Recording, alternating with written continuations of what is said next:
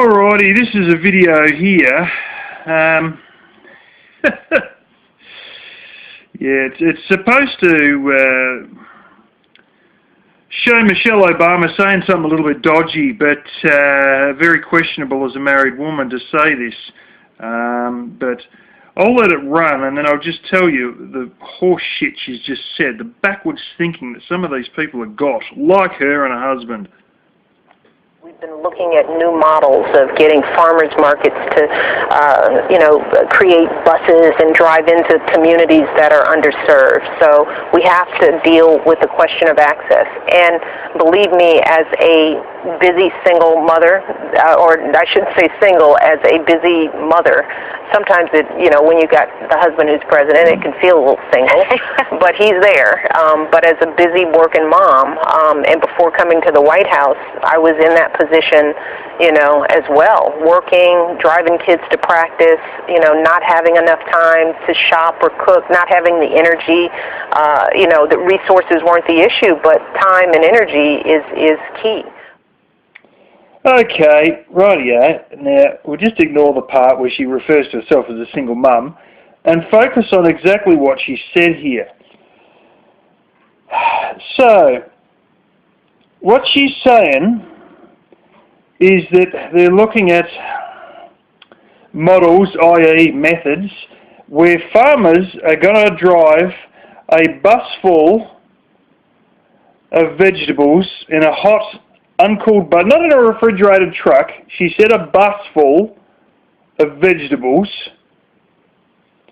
to a farmer's market,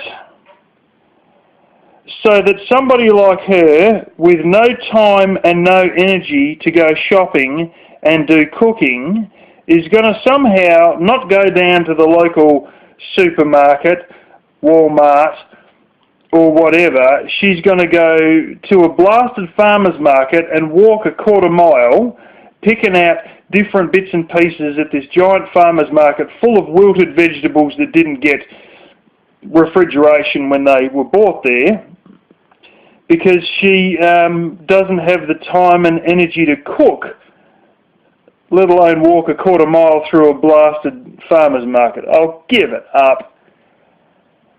In areas that are underserved. What are you talking about? There's Walmarts all over the blasted country. I'm talking about America, not Australia. Underserved? Like, in America, you got more blasted shops than you can poke a stick at. Oh, well, well, how we're going to help the farmers is have farmers markets that people like me don't have the time and energy to cook, let alone go to Walmart. So what we're going to do instead is go to a blasted farmer's market and mill around and walk a quarter mile and, pick a few of these and walk another few yards and pick a few of those and pay for that in cash and go another, instead of just get the whole lot in the supermarket and pay for the whole lot at once, and no flaming trolley to push the stuff around in. None of this sort of like park near the front door, go in, get the trolley, get the stuff, roll the trolley out, chuck it in your vehicle, dump the trolley nearby and go. God blimey. You got to remember though, a husband come out with a phrase there that how, and this is out there, the video's out there, how he is going to help American manufacturers is to try to get other countries to raise their environmental standards, encourage and push and incentivize foreign countries to raise their environmental standards, so therefore the work's going to come back to America, because these other countries are no longer going to be as competitive as they were because the environmental standards are raised. Yes, but if the labour costs are still a quarter of the cost of what they are in America, guess what? They ain't going nowhere, even with equivalent environmental standards. And then you have these glorious places, I'm thinking of places like Pakistan and probably Bangladesh and that, where they just pay the bribe and they just keep doing what they've done. And all you've done is passed a bunch of laws for another official to get paid more bribes. That's it. Nothing changes with the environment. It just, you look at Chittagong. There they were with blasted, smashing up asbestos on the beach, you know, burning rubber, flipping oil and shit all sludging on the beach, and Chittagong apparently has been closed. But all they just do is move it to one of these other poor-ass countries, and trust me, in Australia we're surrounded by poor-ass small island nations who really need the money. And let's face it, how far away from Bangladesh is Iran, who also really needs money at the moment? Now, they may actually give a half shit about their environment, but I really question that if you've met any Iranians, because they'll tell you how bad the smog is in Tehran, where people actually get lung problems from the bloody smog. I mean, you know, it's like frickin' China all over again, except Iran managed it before China did.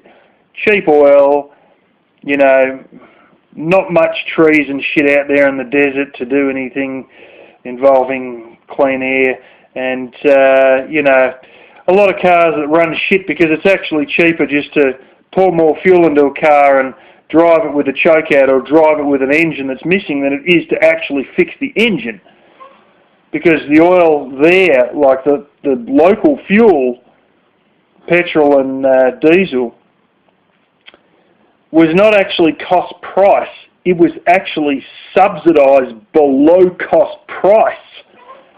So needless to say, you know, fuel costed nothing. And as part of their efforts to save themselves a bit of money, they've slowly phased out that stuff. So now they only, you know, are paying it at cost price. But, you know, it's stupid, because you'd need to go around and you need to change the environmental standards of every country in the world, and then you'd also need to make sure that there were no bribes being taken by corrupt environmental protection officials all over the damn world.